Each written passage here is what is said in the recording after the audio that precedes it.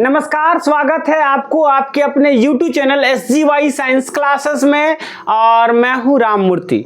तो साथियों, हमने अपने पिछले वीडियो में BPSC TRE4 और बिहार पुलिस से संबंधित कुछ महत्वपूर्ण GK GS की श्रृंखला को लेकर आए थे और उस कड़ी में हम लोग इस प्रश्न तक यानी अपना जो अंतिम प्रश्न था उसमें हम डील किए थे कि महान शहीद भगत सिंह, सुखदेव और राजगुरु को जब फांसी दी गई थी तब भारत का वायसराय कौन था, और अपना आंसर आया था लॉर्ड इरविन। आज हम अपनी क्लास को यहीं से आगे की ओर गति देंगे और ये रहेगा आज का अपना पहला प्रश्न आपके स्क्रीन बोर्ड पर। तो इसे पढ़ेंगे और जवाब देंगे। क्या होने वाला है इसका सही आंसर। प्रश्न कहता है कि ब्रह्म समाज के संस्थापक कौन था। ईश्वर चंद्र विद्यासागर, केशव चंद्र सेन, दयानंद सरस्वती या राजा राम मोहन राय। तो ब्रह्म समाज का संस्थापक कौन थे? राजा राम मोहन राय थे। अगर हम लोग दयानंद सरस्वती की बात करें तो ये आर्य समाज के संस्थापक थे। किस समाज के संस्थापक थे? आर्य समाज के संस्थापक दयानंद सरस्वती को माना जाता है। क्या माना जाता है? इस समाज के संस्थापक दयानंद सरस्वती को आर्य समाज के संस्थापक माना जाता है। इसके अलावा अगर हम बात करते हैं कि ब्रह्म समाज की स्थापना कब हुआ था तो याद रखेंगे 20 अगस्त। कब हुआ था? 20 अगस्त 1828 को राजा राम मोहन राय ने ब्रह्म समाज की स्थापना कहाँ करवाए थे? कलकत्ता में। कहाँ करवाए थे? कलकत्ता में राजा राम मोहन राय ने इस समाज का स्थापना करवाया था।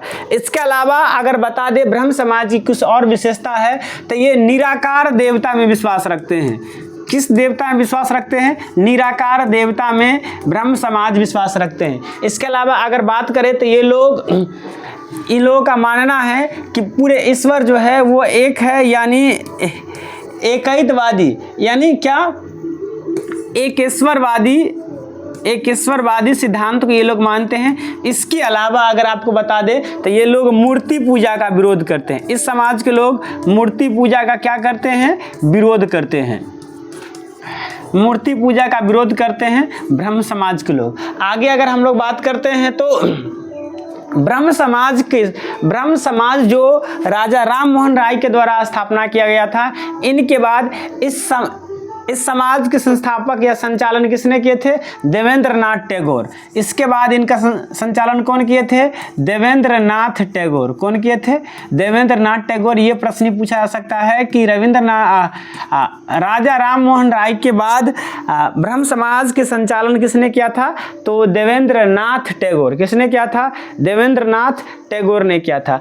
आगे अगर हम बात करते हैं कि केशव चंद्र सेन, तो आपको बता दें कि केशव चंद्र सेन के प्रेरणा से ही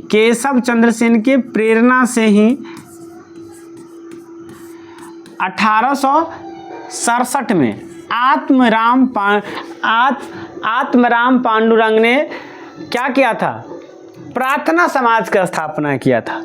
तो इसके बारे में कुछ जानकारी आप यहाँ पर देख सकते हैं। यहाँ आप देख सकते हैं कि ब्रह्म समाज के संस्थापक राजा राम मोहन राय थे। राजा राम मोहन राय ने 20 अगस्त 1828 को ब्रह्म समाज की स्थापना कोलकाता में किया था। ब्रह्म समाज निराकार देवता में विश्वास व्यक्त किया है।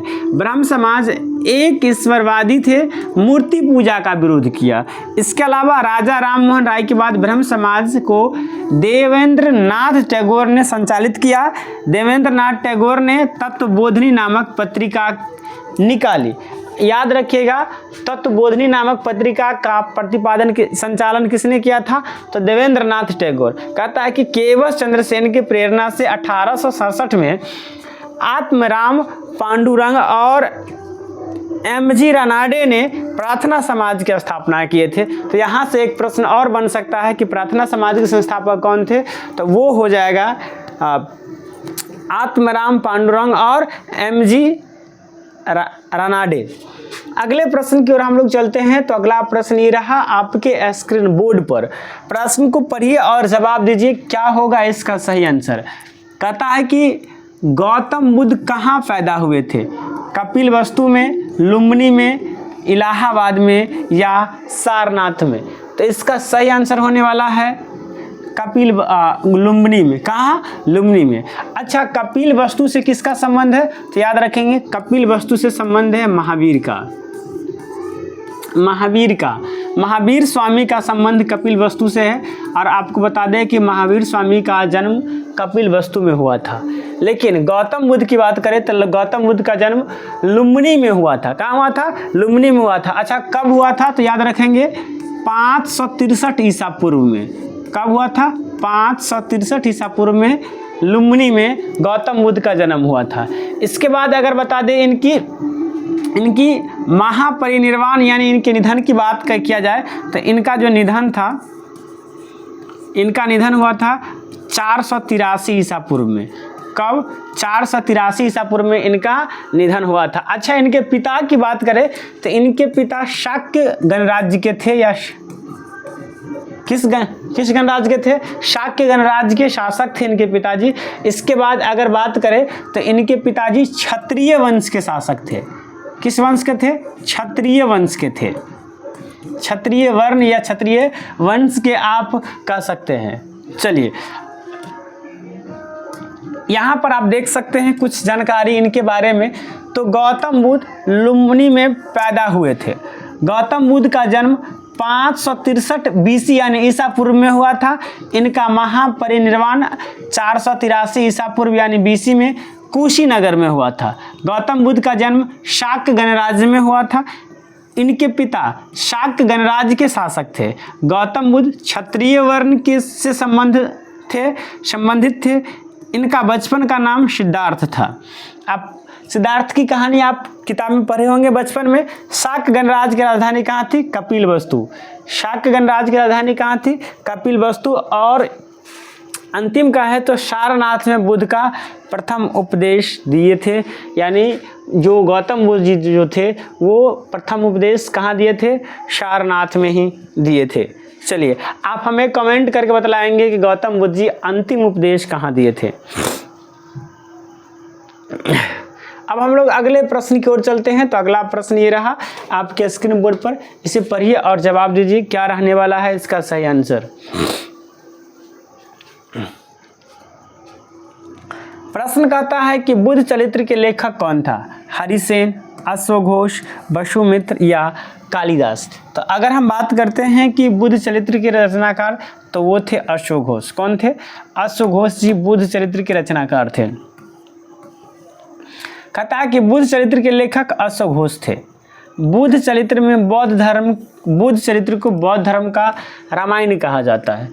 अश्वघोष को बौद्ध धर्म का वाल्मीकि कहा जाता है।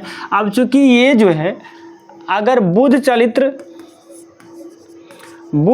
जो है ये बौद्ध धर्म का रामायण है, रामायण के रचयिता को वाल्मीकि कहा जाता है, इसलिए अश्वघोष को बौद्ध धर्म का वाल्मीकि माना जाता है। ये बात याद रखेंगे। क्या माना जाता है? बौद्ध धर्म का वाल्मीकि। अब अश्वघोष की बारे में बात करें तो ये पाटलिपुत्र के निवासी थे। कहाँ के निवासी थे? पाटलिपुत्र के निवासी थे।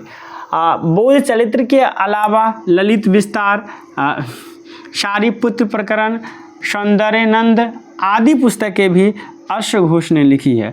हरिसेन प्रयाग प्रशस्ति लिखी है।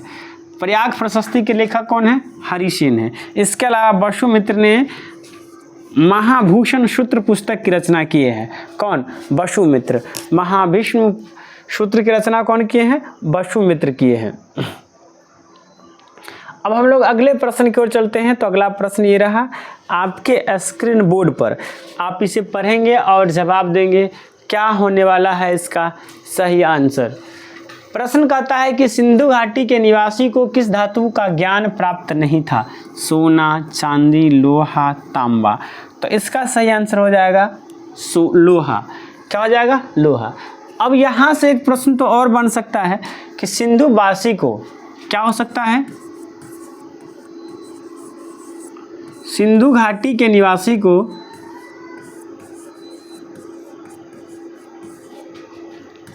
सिंधु घाटी के निवासियों को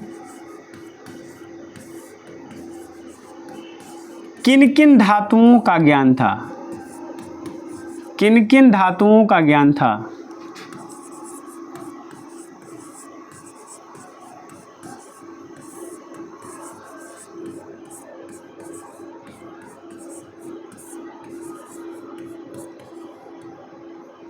सिंधुवासी के निवासियों को किन किन धातुओं का ज्ञान था?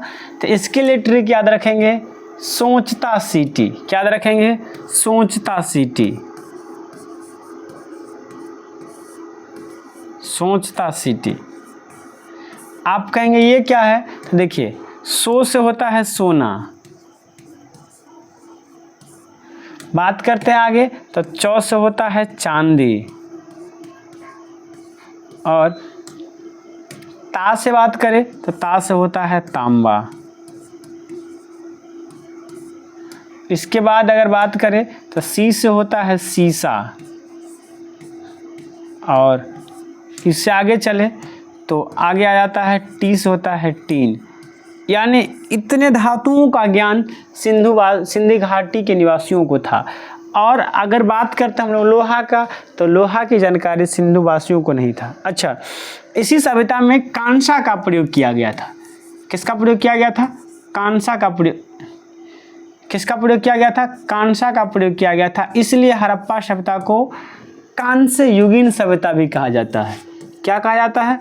कांस्य युगीन सभ्यता। कांस्य युगीन सभ्यता, ये बात भी याद रखिएगा। हड़प्पा सभ्यता को क्या कहा जाता है? कांस्य युगीन सभ्यता कहा जाता है। चलिए अब हम लोग इसके कुछ और विश्लेषण की ओर चलते हैं। तो यहाँ पर आप देख सकते हैं कि सिंधु घाटी सभ्यता के निवासी को लोहा धातु का ज्ञान प्राप्त नहीं था। लोहा का ज्ञान ऋग्वेद के आर्य को भी नहीं था। लोहा का प्रयोग भारत के उत्तर वैदिक काल में हुआ है। लोहा का प्रयोग कब से शुरू हुआ है? भारत के उत्तर वैदिक काल से। कहता है कि डी.के. चक्रवर्ती ने 1950 बीसी अर्थात 1950 ईसा पूर्व के आसपास भारत में लोहे के प्रयोग का प्रमाण दिया है। कहता है कि अंतर्जी खेरा ने हस्तिनापुर, बटेश्वर आदि में लोहा का प्रमाण मिला है। चांदी का प्रयोग भारत में सर्वप्रथम हड़प्पा वासियों ने किया था। चांदी का प्रयोग सबसे पहले किसने किया था? हड़प्पा वासियों ने किया था। और तांबा मानव द्वारा प्रयोग किया गया प्रथम धातु है। ये बात भी अपने आप में इम्पोर्टेंट बन जाता है कि मानव ने सबसे पहले किस धातु का प्रयोग किया, तो वो धातु है तांबा। क्या है?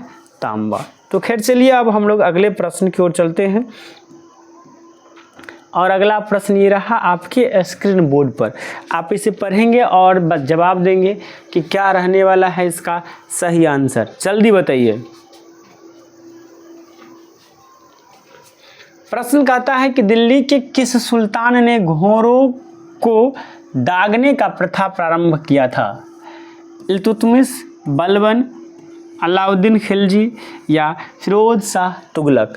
तो घोड़े की दागने की प्रथा अलाउद्दीन खिलजी ने शुरू किया था। किसने शुरू किया था? अलाउद्दीन खिलजी ने घोड़े को दागने की प्रथा शुरू किया था। अब उससे संबंधित कुछ जानकारी यहाँ पर आपको प्राप्त हो सकती है, जिसमें कि यहाँ आप देख सकते हैं कि दिल्ली के सुल्तान अलाउद्दीन खिलजी ने घोड़े को दागने की प्रथा शुरू किया। अलाउद्दीन ने दाग और हुलिया प्रथा को कठोरता से लागू किया था। याद रखेंगे, दाग प्रथा और हुलिया प्रथा। दाग प्रथा और हुलिया प्रथा, ये दोनों का संबंध किससे है? तो दिल्ली सल्तनत से है। और ये दोनों किसने लागू किया था? तो ये दोनों को लागू करने वाले हैं अलाउद्दीन खिलजी। अलाउद्दीन खिलजी, याद रखेंगे। इसके अलावा कहता है कि अलाउद्दीन खिलजी जो है वो प्रथम सुल्तान था जिसके केंद्र में अस्थाई शक्तिशाली सेना का गठन किया गया था।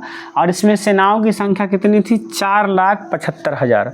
आगे कहता है कि यह प्रथम सुल्तान था जिसने सेना को नगद राशि देने की प्रथा की थी।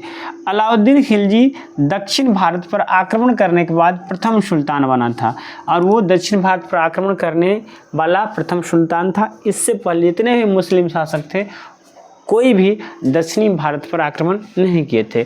वह राजपूतों पर पूर्ण नियंत्रण करने वाले भी प्रथम सुल्तान था, और राजपूतों पर पूरा नियंत्रण स्थापित करने वाले पहला शासक कौन था? पहला सुल्तान कौन था? अलाउद्दीन खिलजी। कहता है कि इल्तुतमिश इक्ता प्रथा शुरू किया था। याद रखेंगे, इल्तुतमिश कौन सा प्रथा शुरू किया था? इक्ता प्रथा शुरू किया था। और दीवान ए अशरफ यानी आजिर विभाग की स्थापना बलबन ने किया था। किसने किया था? बलबन ने किया था। ये प्रश्न भी कई बार पूछे गए हैं कि आजिर विवाह की स्थापना किसने किया था? बलबन ने। इक्ता प्रथा किसने शुरू किया था? इल्तुतमिश ने। और दाग या हुलिया प्रथा ये अलाउद्दीन खिलजी शुरू किया था। चलिए अगले प्रश्न की ओर हम लोग चलते हैं। तो अगला प्रश्न ये रहा आपके स्क्रीन बोर्ड पर, इसे पढ़ेंगे और जवाब देंगे। कहता है कि चालुक्य वंश का राजधानी कहाँ थी? चालुक्य वंश की राजधानी थी वातापी, कन्नौज, मान्यखेत या कांची। इसके लिए आपको हम 20 सेकेंड का टाइम देते हैं। बताइए क्या रहने वाला है इसका सही आंसर। 20 सेकेंड।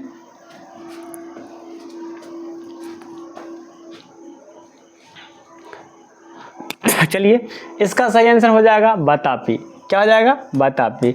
यानी चालुक्य वंश की राजधानी कहाँ थी? वातापी थी। आप यहाँ पर देख सकते हैं कि चालुक्य वंश की राजधानी वातापी थी। मानखेत राष्ट्रकूट वंश की राजधानी थी। मानखेत किसकी राजधानी थी? राष्ट्रकूट वंश की राजधानी थी। इसके बाद कांची पल्लव वंश की राजधानी थी और कन्नौज हर्ष ने राजधानी बनाया था। कन्नौज किसने राजधानी बनाया था? हर्ष ने। तो दोस्तों thank you for watching this video. इस वीडियो को देखने के लिए आपको बहुत बहुत धन्यवाद। वैसे तो वीडियो बहुत छोटा है, लेकिन छोटा ही सही, लेकिन वीडियो तो वीडियो होता है। बहुत इंपॉर्टेंट प्रश्न इसमें हमने डील किया है। तो आपको कैसा लगा हमारा ये वीडियो कमेंट करके ज़रूर बताइएगा। अगर अच्छा लगा है तो लाइक कीजिए। साथ ही साथ यदि आप हमारे इस चैनल पर नए हैं तो इसे सब्सक्राइब करके बेल आइकन को दबा दीजिए। चलिए मिलते हैं नेक्स्ट वीडियो में। आज के लिए इतना ही। जय हिंद, जय भारत।